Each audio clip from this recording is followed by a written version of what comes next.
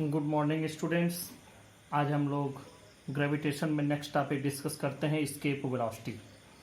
देखो, escape velocity का मतलब होता है कि वह वेलोसिटी जिससे हम किसी ऑब्जेक्ट को ऊपर अपवर्ड थ्रो करें और वो फिर लौट के ना आए, एस्केप ही हो जाए, पूरी तरह से अर्थ को छोड़ करके चली जाए। अब एक बात देखो, ये अर्थ का सरफेस है। आप जैसे ही अर्थ के इस सरफेस पर, कहीं भी हम लोग सरफेस पर ही रहते हैं, तो सरफेस से कोई भी ऑब्जेक्ट जब आप ऊपर की ओर फेंकते हैं तो वो लौट करके फिर थोड़ा हाइट जा करके लौट के वापस आ जाता है। थोड़ा सा स्पीड ज़्यादा देंगे तो ज़्यादा और हाइट तक जाएगा और फिर थोड़ा ज़्यादा देर में लौट के आएगा, क्योंकि जाने में जितना समय लगा आने में भी समय बढ़ा, तो इसलिए थोड़ा ज़्यादा देर में लौट के आया। अब हम इसको फेंकने की अगर कोई ऐसी वेलोसिटी हो, ऐसी स्पीड से हम फेंकें कि यह यहाँ से ऊपर जाए और अर्थ का ग्रेविटेशनल फील्ड जहाँ तक है, मान लो अर्थ का ग्रेविटेशनल फील्ड यहाँ तक है, तो ये अर्थ के इस ग्रेविटेशनल फील्ड को ही पार कर जाए। तो अर्थ के ग्रेविटेशनल फील्ड को पार कर जाएगा तो क्या होगा, फिर ये रिटर्न अर्थ पर आएगा नहीं, क्योंकि अब तो ये इसके अट्रैक्शन फील्ड से बाहर हो गया। तो उस वेलोसिटी को जिससे कि किसी ऑब्जेक्ट को अपवर्ड थ्रो किया जाए और वो अर्थ के ग्रेविटेशनल फील्ड को क्रॉस कर जाए और फिर कभी रिटर्न ना आए, उस वेलोसिटी को हम लोग कहते हैं एस्केप वेलोसिटी। अब एक बात और भी है कि इस एस्केप वेलोसिटी के डेफिनेशन में एक चीज़ समझो कि मान लो कि हमने वेलोसिटी दी 11 kilometre per hour, 11 kilometre per second, मान लो ये उसके आसपास का वेलोसिटी हम एग्जाम्पल में लेते हैं। इस वेलोसिटी से मान लो, जस्ट इमेजिन कि इस वेलोसिटी से हमने थ्रो किया और ऑब्जेक्ट क्रॉस कर गया, तो अगर 12 से फेंकोगे तो भी तो क्रॉस कर जाएगा, अगर इसकी जगह 12 किलोमीटर कर देंगे तो भी क्रॉस कर जाएगा, 13, 14, 15 इन सभी पर क्रॉस कर जाएगा, जो भी इससे ज़्यादा होंगी। तो हम लोग एस्केप वेलोसिटी किसको मानेंगे, this minimum velocity with which a particle must be projected vertically upward so that it cross the gravitational field of earth and never return back. This minimum velocity is called the escape velocity. तो ये escape velocity के definition में minimum word याद रखना है कि वह minimum velocity, नहीं तो वैसे तो तमाम वेलोसिटी मिलेंगी जिन पे ये क्रॉस कर जाएगा, तो वो मिनिमम वेलोसिटी जिस पर ये क्रॉस कर जाए उसको हम कहेंगे कि this is the escape velocity. अब बात करते हैं कि एस्केप वेलोसिटी की हम डेफिनेशन तो बना लिए, अब हम इसको ड्राइव कैसे करेंगे, इसका फार्मूला कैसे बनाएंगे, तो इसके फार्मूले पर हम लोग चलते हैं, बात करते हैं। देखो, मान लो कि हम यहाँ से किसी यम मास के ऑब्जेक्ट को, यह अर्थ मान लिया हमने और इसका मास मान लिया कैपिटल यम, इसकी रेडियस मान लिया आर, और इसके सरफेस से हमको यहाँ इन्फिनिटी तक, ये इन्फिनिटी मान लो, अर्थ के सरफेस से इन्फिनिटी तक हमको कोई ऑब्जेक्ट उठा करके थ्रो करना है, मतलब हमको एस्केप करना है जिससे ये इसको क्रॉस कर जाए।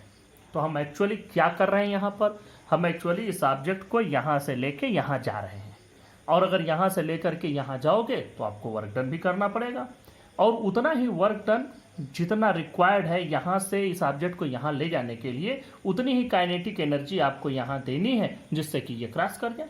तो मान लो कि हमारे पास इसको थ्रो करने की जो वेलोसिटी है जिससे ये क्रॉस कर जाता है, उसको हम मान लेते हैं VE।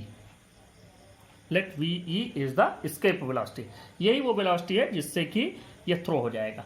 तो इससे यम मास के ऑब्जेक्ट को हमने कितनी काइनेटिक एनर्जी दी, हमने काइनेटिक एनर्जी दी हाफ यम VE स्क्वायर। जब आप यम मास के ऑब्जेक्ट को इस वेलोसिटी से अपवर्ड थ्रो करेंगे तो उसको जो आप काइनेटिक एनर्जी दे रहे हैं वो हाफ यम VE स्क्वायर। ये वेलोसिटी उस वर्क डन के बराबर होनी चाहिए जिससे यम मास के ऑब्जेक्ट को अर्थ के सरफेस से इन्फिनिटी तक ले जाए, मतलब work done for bringing the object from earth surface to infinity. इसके लिए जब आप वर्क डन कैलकुलेट करेंगे तो वर्क डन कैलकुलेट करने में आपको एक बात का ध्यान रखना है कि इस वर्क डन में हमेशा वेरिएबल फोर्स के अगेंस्ट वर्क डन करना है, क्योंकि इस ऑब्जेक्ट को जब हम यहाँ रखे हुए हैं तो इसके और अर्थ के बीच में एक फोर्स ऑफ अट्रैक्शन है जिसके अगेंस्ट हमको इसको अपवर्ड मूव कराना है। वो फोर्स कौन सा काम कर रहा है, वो फोर्स है F is equal to G m, ये कैपिटल यम, इसका mass small m by are square, क्योंकि इनके सेंटर ऑफ मास के बीच की डिस्टेंस कैपिटल आर है। अब जैसे जैसे इसको यहाँ से यहाँ ले गए तो अब ये डिस्टेंस r प्लस एच हो जाएगा। तो यहाँ पर फिर ये जी एम एम बाई मान लो एच हाइट पर गया तो ये कितना हो गया r प्लस एच का होल स्क्वायर। तो फोर्स देखो जैसे जैसे ये बढ़ता जा रहा है वैसे वैसे फोर्स घटता जा रहा है। तो जैसे जैसे हम ऊपर बढ़ते जाएंगे हमें फोर्स और कम लगाना पड़ेगा। तो एक वेरिएबल फोर्स के अगेंस्ट ये वर्क डन हो रहा है, सिर्फ और सिर्फ इसी के लिए बताया था। वैसे तो अगर हमको कैलकुलेट करना होता तो हम क्या करते, work done is equal to force into displacement, direct कह देते कि यहाँ से आर से लेकर के ये जो भी डिस्प्लेसमेंट हो रहा है वो उतना डिस्प्लेसमेंट फोर्स इनटू कर, लेकिन ये फोर्स वेरिएबल है, हर जगह फोर्स वेरी हो रहा है। तो इसलिए हम एंटायर डिस्प्लेसमेंट को यहाँ से अर्थ के सरफेस से इन्फिनिटी तक के पूरे डिस्प्लेसमेंट को बहुत large number of equal small parts में डिवाइड कर देंगे। ये आपको मैंने पहले भी बताया था कि जब ऐसे वेरिएबल फोर्स के अगेंस्ट वर्क डन कैलकुलेट करना हो तो हम डिफरेंशिएशन इंटीग्रेशन का मेथड यूज करते हैं। तो यहाँ हम इंटीग्रेट करेंगे और देखो इसके लिए पहले हम क्या करेंगे, इसको बहुत स्मॉल पार्ट में, यहाँ मैंने पार्ट बड़ा बना दिया है लेकिन ये अर्थ के सरफेस से इन्फिनिटी तक की डिस्टेंस को बहुत छोटे छोटे पार्ट में डिवाइड कर दिया। ये पार्ट मान लीजिए डी एक्स है, ऐसे ऐसे तमाम पार्ट करोड़ों अरबों खरबों मैंने बना दी। अब क्या है कि एक पार्ट पर हर जगह तो फोर्स चेंज हो रहा है लेकिन बहुत कम डिस्टेंस में हम मान सकते हैं कि इसमें फोर्स कांस्टेंट रहेगा। तो देखो इसको मान लो कि ये x डिस्टेंस पर है, ये x पर है और x से पहले dx ले जाते हैं a और b, a से b ले जाते हैं। तो a से b ले जाओगे तो कितना आपको वर्क डन करना पड़ेगा। तो देखो ये small work done for small displacement dx is equal to F D x. यहाँ एफ की वैल्यू भी बता दो, G M M by x square, क्योंकि यहाँ से इसकी डिस्टेंस x है, इतना इंटू डी एक्स। ये स्मॉल वर्क डन हुआ for the small displacement through displacement d x a to b. अब बात करते हैं कि जब हम इसी ऑब्जेक्ट को यहाँ से लेकर के और यहाँ तक जाएंगे तब कितना होगा। तो simple, total work done is equal to integration of this small work done, और कहाँ से कहाँ तक, यहाँ आर से लेकर के इन्फिनिटी तक जा रहे हैं। अब जरा इसको इंटीग्रेट करो तो ये जी एम एम तो बाहर आ जाएगा, इंटीग्रेशन किसका होगा, 1/x स्क्वायर डी एक्स का, कहाँ से, आर से इन्फिनिटी तक के बीच में हमको करना है। और 1/x स्क्वायर का जब आप इंटीग्रेशन करते हैं तो क्या मिलता है, यह इंटीग्रेशन मैंने आपको पहले भी बताया है कि integration of x power n dx is equal to x power n plus 1 by n plus 1। यहाँ पर भी इसी चीज़ को हम लोग करेंगे। ये इंटीग्रेशन का फार्मूला होता है x पावर n का। अब देखो यहाँ पर हमारे पास क्या है, इस x को ऊपर ले जाओ तो ये x पावर माइनस 2 dx हो जाएगा। अब जब इंटीग्रेट करेंगे तो क्या होगा, x power minus 2 plus 1 divided by minus 2 plus 1। तो माइनस 2 प्लस 1 की वैल्यू हो जाएगी -1 और x पावर -1, तो x पावर -1 बाई -1। इसको हम ऐसे भी लिख सकते हैं -1 बाई x, क्योंकि ये -1 को जब हम नीचे ले आएंगे तो ये जो है 1/x हो जाएगा। अब बात करते हैं कि इसकी वैल्यू जी एम एम और ये वैल्यू हो गई -1/x, कहाँ से, r से इनफाइनाइट तक।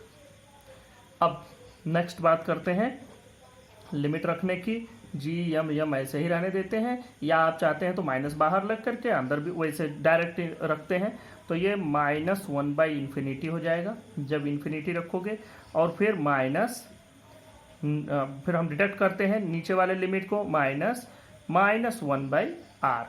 तो ये तो 0 हो गया और ये माइनस माइनस प्लस, मतलब टोटल वर्क डन कितना आया, G M m divided by r। This work done is required. ये वर्क डन आपको उठा करके यहाँ रख देना है। तो ये हो जाएगा G M M by r and it must be equal to the kinetic energy given to the object at the surface of earth. ये वैल्यू आई, यहाँ m से ये m कैंसिल हो गया, तो V E square is equal to हो जाएगा √2gm/r। ये वैल्यू आई। अभी आपको लिखना नहीं है, सिर्फ आप समझ लें। ये वैल्यू आ रही है √2gm/r। वी ई स्क्वायर जब कैलकुलेट करोगे तो खाली 2gm/r आएगा, यहाँ से 2gm/r। और जब ये वी ई स्क्वायर की वैल्यू हो गई और जब वी ई की वैल्यू कैलकुलेट करेंगे तो यही अंडर रूट में आ जाएगा। यह हो गया टोटल एस्केप वेलोसिटी के फार्मूले का डेरिवेशन। इस डेरिवेशन के बाद आपको एक बात और भी समझ में आ रही होगी कि इस जगह पर जो फार्मूला हमको मिल रहा है, इस फार्मूले में कहीं भी उस ऑब्जेक्ट का मास नहीं है जिसको हम वर्टिकली अपवर्ड थ्रो कर रहे हैं। इसका मतलब कि the escape velocity is independent of mass of the body to be projected, जिसको हमें फेंकना है उस बॉडी के मास पर इसकी डिपेंडेंसी नहीं है। मतलब कि हमें यह पेन फेंकना हो या 1-2 टन का सैटेलाइट यहाँ से फेंकना हो, दोनों के लिए एस्केप वेलोसिटी एक ही आती है। तो यह पूरा फार्मूले का डेरिवेशन हो गया। इस फार्मूले को हम अच्छे से लिखवा भी देते हैं। पहले एक बात और भी समझो, यहाँ पर ये जो फार्मूला हमने डेराइव किया है, इस फार्मूले को एक तरीके से और भी आप बना सकते थे। लास्ट टॉपिक पर मैंने आप लोगों को बताया था what is the gravitational potential energy. अब अगर आपको ग्रेविटेशनल पोटेंशियल एनर्जी का फार्मूला याद होगा तो अर्थ के सरफेस पर ग्रेविटेशनल पोटेंशियल एनर्जी यू की वैल्यू हमने कैलकुलेट की थी -Gm/r। देखो अब ये तो वैल्यू हो गई ग्रेविटेशनल पोटेंशियल एनर्जी की एट द अर्थ सरफेस। जैसे जैसे आप r बढ़ाएंगे यह पूरा वैल्यू घटेगी, और निगेटिव में कोई चीज घट रही है तो हम क्या मानते हैं कि उसको बढ़ना मानते हैं। जैसे समझो इसको, ये नंबर लाइन है, इस नंबर लाइन पर अगर आप यहाँ पर कोई वैल्यू रखे हैं, इस बीच में क्या कहते हैं 0, इसके इधर 1 2 3 ये पॉजिटिव लाइन होती है। जब नेगेटिव पर जाते हैं -1 -2 -3, ये नंबर लाइन आपने पढ़ी होगी। तो -3 से बड़ा है -2, इससे बड़ा है -1, इससे बड़ा है 0, ये तो आप जानते होंगे। तो अब यहाँ जो भी वैल्यू है, अगर r की वैल्यू आपने बढ़ाई तो ऑब्वियसली ये पूरा का पूरा वैल्यू क्या होगा, घट जाएगा। और नेगेटिव में अगर कोई वैल्यू घट रही है, मतलब अगर ये -3 था अब -2 हो गया, तो इसका मतलब ये बढ़ा। थोड़ा और बढ़ाएंगे, जैसे जैसे ऊपर जाएंगे वैसे वैसे r की वैल्यू बढ़ती चली जाएगी। जब इन्फिनिटी पर आप पहुँचोगे तो इसकी वैल्यू और भी ज़्यादा बढ़ जाएगी, तो उस समय ये पूरी वैल्यू क्या हो जाएगी, 0 हो जाएगी। तो मतलब इन्फिनिटी पर ग्रेविटेशनल पोटेंशियल एनर्जी क्या हो जाती है, 0। तो हम देखें कि यहाँ से यहाँ में एनर्जी का चेंज कितना आया। तो अगर एनर्जी का जो चेंज आया उतनी ही एनर्जी इसको अगर हम दे दें अर्थ के सरफेस पर in the form of kinetic energy, तो ये स्केप हो जाएगा। तो पहले हम लोग देखते हैं कि यहाँ से यहाँ तक जाने में कितनी एनर्जी का चेंज आ रहा है। तो इस जगह पर इन्फिनिटी पर इसकी एनर्जी मैक्सिमम होती है, मैक्सिमम मतलब 0 होती है, 0। ये फाइनल हो गई, final minus initial. Minus initial में आपके पास अर्थ के सरफेस पर वैल्यू इतनी है, तो जब माइनस माइनस करोगे तो ये प्लस हो जाएगा Gm/r। तो यह फार्मूला बनाते समय, डिराइव करते समय, चाहे आप इस फार्मूले को इस तरीके से बना लें, रिक्वायर्ड वर्क डन कि यहाँ से यहाँ ले जाने के लिए रिक्वायर्ड वर्क डन इतना है, इसको इस फार्मूले से या तो बनाएं। दूसरा तरीका है कि डायरेक्ट आप ग्रेविटेशनल पोटेंशियल एनर्जी के थ्रू बनाएं। लेकिन जब आप ग्रेविटेशनल पोटेंशियल एनर्जी से इसको डिराइव करेंगे तो कोई आपसे ये भी क्वेश्चन कर सकता है कि what is gravitational potential energy, then you have to again derive the formula for gravitational potential energy. So it is better to derive from this method, कि हम इस मेथड से डिराइव करते चले जाएं, कि हम बिल्कुल इनिशियल से चलना, हमारे पास पता ही नहीं ग्रेविटेशनल पोटेंशियल एनर्जी भी कुछ होती है, वो जो भी है वो सारा ग्रेविटेशनल पोटेंशियल एनर्जी वाली चीज़ भी इसमें इंक्लूड हो गई। तो ये बात है कि इसको हमारे हिसाब से इस तरीके से चलना सही है। वैसे कुछ एक राइटर्स की बुक में ये फार्मूला भी यहाँ से डायरेक्ट ही इसको यूज किया गया है, but according to me this method is better method. तो हम लोग इसको लिख लेते हैं और आपको समझा भी देते हैं। Escape velocity, the minimum velocity with which a body must be projected vertically upwards so that the body will go out the gravitational field of the earth and will never return to the earth is called escape velocity. Let we have to project an object of mass m from surface of earth to infinity, for which required minimum velocity, तो required minimum velocity to project उसी को हम escape velocity कहते हैं, is we, यहाँ suffix लगा दिया है। अब देखो इससे हम क्या काइनेटिक एनर्जी देंगे, kinetic energy given to the object is equal to the work done in bringing the object from surface of earth to infinity. Object या बॉडी एक ही बात कही जाती है। तो ये हो जाएगा half M V E square is equal to work done for bringing earth surface to infinity. अब देखो यहाँ मैंने लिख भी दिया है, वैसे बहुत ज़रूरी तो नहीं है इसको लिखना, लेकिन लिख के इसको समझना अच्छा है। Since work is being done against variable force, thus we divide the entire displacement into very large number of equal and small parts. तो work done for moving object from A to B, तो ये small work done for moving the object from A to B, ये आपको दिख रहा होगा यहाँ ए से बी के लिए through a distance D X, तो ये D W equal to F D X. अब total work done for moving object from earth surface to infinity is given by, ये जो टोटल वर्क डन होगा इसी को हमें इंटीग्रेट कर देना है, और ये इंटीग्रेशन मैंने आपको बताया भी पूरा। This integration, after integration we find this value. Now we have to only put this value in the above formula. अब फार्मूला यही था, half M V E square, 10 half M V E square is equal to G M M by are.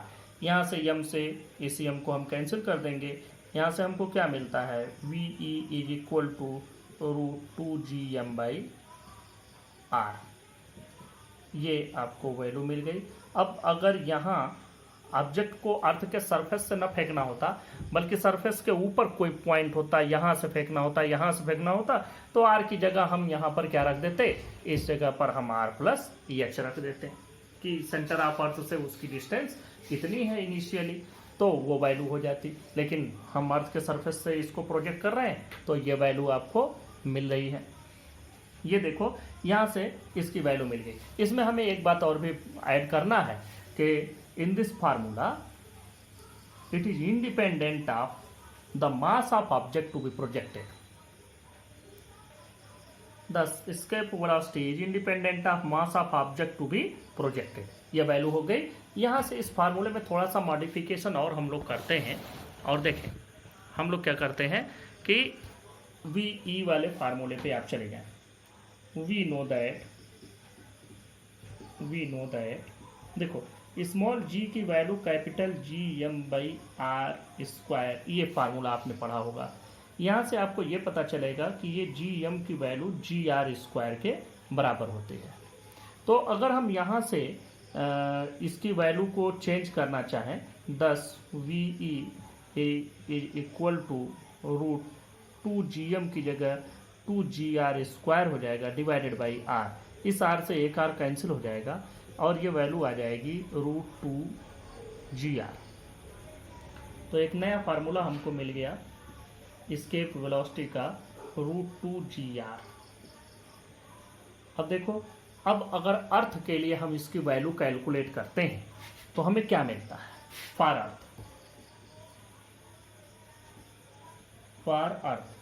अर्थ के लिए V E is equal to root 2 into G की value 9.8 metre पर second square.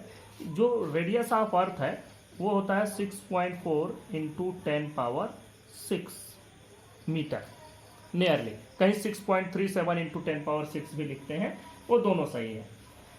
तो जब आप इसको कैलकुलेट करते हैं तो आप पाते हैं 11.2 इंटू 10 पावर 3 मीटर पर सेकेंड, मतलब 11.2 मीटर इंटू 10 पावर 3 मतलब 11,200 मीटर प्रति सेकेंड। हम थोड़ा इसको ऐसे भी लिख सकते हैं कि 11.2 kilometre per second. This value can be also written as this.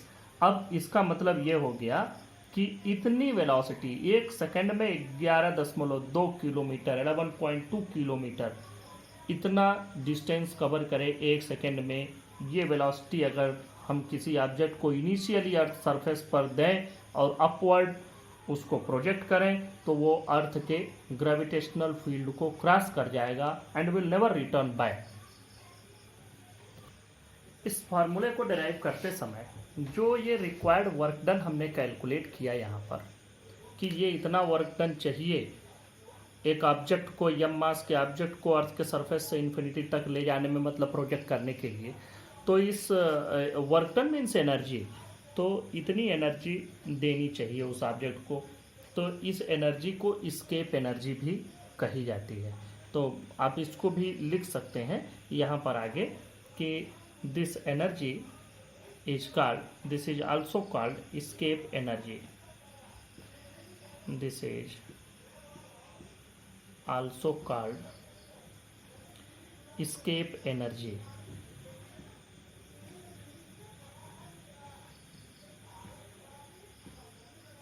This is also called escape energy. ये सिंपली इसका एक वो हो गया कि ये एस्केप एनर्जी हो गई। यही एनर्जी बाइंडिंग एनर्जी भी कही जाती है, क्योंकि इसी एनर्जी से जब इसको नेगेटिव में लिखते हैं तो वही बाइंडिंग एनर्जी हो जाती है। उसको अभी हम लोग आगे नेक्स्ट टर्म पर डिस्कस करेंगे। और इसमें एक बात और भी समझने लायक है कि जो अर्थ के सरफेस पर जो गैस के मॉलिक्यूल्स होते हैं, जो स्मॉल डस्ट पार्टिकल्स, गैस, इनके जो मॉलिक्यूल्स होते हैं उनकी एस्केप वेलोसिटी क्या आती है। तो जब अगर हम उनकी जो थर्मल वेलोसिटी है, क्योंकि ड्यू टू द हीट वो हमेशा हमेशा मूव करते रहते हैं, जितने भी गैसियस मॉलिक्यूल्स हैं, जैसे आपके एटमॉस्फेयर में बहुत सारे गैसेज हैं, तो इन गैस के जो मॉलिक्यूल्स हैं ये कंटिन्यूसली रैंडम मोशन में होते हैं ड्यू टू द हीट। इनको हम कहते हैं थर्मल वेलोसिटी। तो इन थर्मल वेलोसिटी से ये कंटिन्यूस मूव करते रहते हैं। अब इनके मूवमेंट की वेलोसिटी अगर इस वेलोसिटी तक पहुंच गई तो ये क्या हो जाएंगे, एस्केप हो जाएंगे। एस्केप का मतलब कि अर्थ के सरफेस को छोड़ करके चले जाएंगे। यही रीजन है कि मून पर कोई भी एटमॉस्फेयर नहीं है, क्योंकि मून पर जो एस्केप वेलोसिटी आती है वो लगभग, मून पर एस्केप वेलोसिटी की वैल्यू होती है 2.3 किलोमीटर पर सेकेंड। तो जो गैसेज के मॉलिक्यूल्स की स्पीड आती है वो उससे ज़्यादा हो जाती है, वो वहाँ से एस्केप हो जाते हैं। तो यह एक रीजन है why there is no atmosphere on the moon. Jupiter पर हम देखते हैं कि उसका एटमॉस्फेयर है बहुत थिक एटमॉस्फेयर है। थिक एटमॉस्फेयर का मतलब हो गया कि बहुत, आप ये समझें कि हाईली डेंस, उसके चारों ओर पूरा गैसियस, हम उसको गैस जाइंट भी कहते हैं। तो उस पर क्या है कि उस पर 60 किलोमीटर पर सेकेंड है। जुपिटर के लिए 60 किलोमीटर पर सेकेंड की एस्केप वेलोसिटी चाहिए। तो अब वहाँ पर एस्केप वेलोसिटी इतनी ज़्यादा है, तो और भी बहुत सारे गैसेज हैं जो नहीं जा पाते हैं, तो इसलिए उसका एटमॉस्फेयर इतना ज़्यादा थिक हो जाता है। इसी तरह से जो न्यूट्रॉन स्टार्स होते हैं उनके बारे में हम लोग नेक्स्ट बाद में डिस्कस करेंगे। अभी हम लोग आगे बढ़ते हैं।